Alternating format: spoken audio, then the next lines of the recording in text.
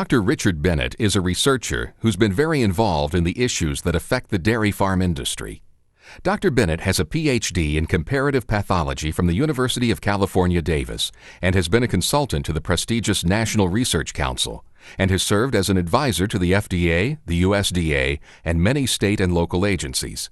Dr. Bennett is recognized and respected as an authority on something called colostrum. Colostrum is the first milk that a mammal produces right at and after giving birth. It is different than later milk in that it is thicker and more yellow. And even though it was known that colostrum provides nourishment, Dr. Bennett began to formulate theories on exactly what else this colostral production provided the newborn.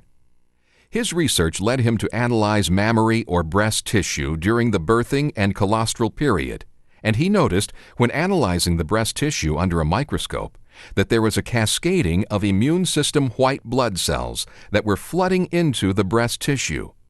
These immune system cells were germ-fighting cells called lymphocytes. What were they doing there?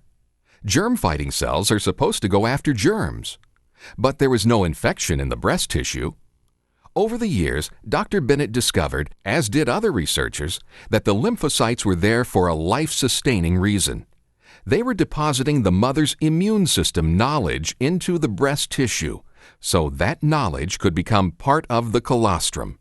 And when the newborn nursed, it would receive the important immune system knowledge that the mother had accumulated over her lifetime.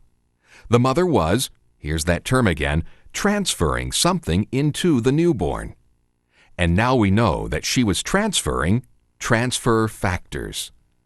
Transfer factors are memory molecules of immune system battles fought and won, and memory stored.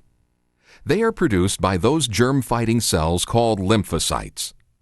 In the animal kingdom, if a newborn doesn't immediately nurse, it often doesn't survive. And if it does survive, it often doesn't thrive. Humans operate exactly the same way. But fortunately, even if our human newborn doesn't nurse, it is often kept out of harm's way by being given sterilized water and formula, and by being bathed and kept in a clean crib until its immune system, totally naive at birth, has been given time to begin to develop. So what does this all mean to us? Again, over the last 50 years, researchers have slowly but steadily unraveled the importance and characteristics of transfer factors. They have discovered the following. A. All animals produce transfer factors, not only mammals, but other species like birds. B. All transfer factors are molecularly identical, no matter what species produces them. This is very important to remember. If a cow produces a transfer factor for a germ like E. coli, and a human produces a transfer factor for E. coli, they are going to be of the same molecular structure. The same holds true for a chicken. Same germ E. coli, same transfer factor structure. C. Transfer factors are very small, and through trial and error, it has been discovered what their size is, so that by developing the right size pores in a filter, they can be separated from colostrum. Or, if the source of transfer factors is from a chicken, they can be separated from the yolk of an egg. D. Transfer factors can be given by mouth. Dr. Charles Kirkpatrick, a physician and researcher in Denver, Colorado, has published a paper in the journal Biotherapy that documents that the oral route is the preferred method of administering transfer factors. We now know that the regular consumption of transfer factors can provide protection through early recognition of threatening germs, just like having had chickenpox gives one the ability to recognize chickenpox and to have resistance. Transfer factors can provide us that same type of benefit. Transfer factors have been shown to have additional benefits. There is an immune system cell that is on the front line of our defensive system. It is called a natural killer cell. Don't you love that name? Natural killer cells are effective in seeking out viruses, in seeking out intracellular bacteria, and in identifying and attacking abnormal cells that can turn into cancers. A report from Rockefeller University issued in February of 2004 stated that natural killer cells can be the body's new gun for hire in tumor and infection control therapies. But the researchers said that natural killer cells have to be nurtured. Their ability to destroy tumor and infected cells is not present at birth. The report concluded by saying that this new insight will enable scientists to pursue research into activating natural killer cells to help the body fight emerging infections and tumors.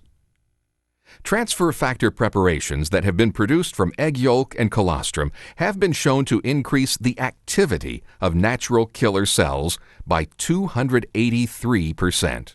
This research was recently performed by the Russian Academy of Medical Science. This combination of egg yolk and colostral transfer factors can be made even more effective by adding other ingredients which have been shown to cause an even greater increase in natural killer cell activity. These ingredients, maitake and shiitake mushrooms, cordyceps, a Chinese fungal extract, inositol hexaphosphate, beta-glucans, mannans from aloe vera, olive leaf extract, a phytosterol from soybean extract, and Agaricus blazei, another mushroom, were added to transfer factors in the Russian Academy tests, and the result was a 437% increase in natural killer cell activity above the baseline. The lead researcher, Dr. Kisielewski, stated that his laboratory used interleukin-2, or IL-2, as the gold standard for comparing combinations of ingredients which could stimulate the immune system, and that this combination of transfer factors and the added ingredients surpassed even interleukin-2. There was a recent report that the Russian Ministry of Health has approved the use of this combination of transfer factors and the added ingredients for doctors to use in hospitals and in their clinics. And there is still more information to be learned about transfer factors. To continue, please progress to Chapter 4.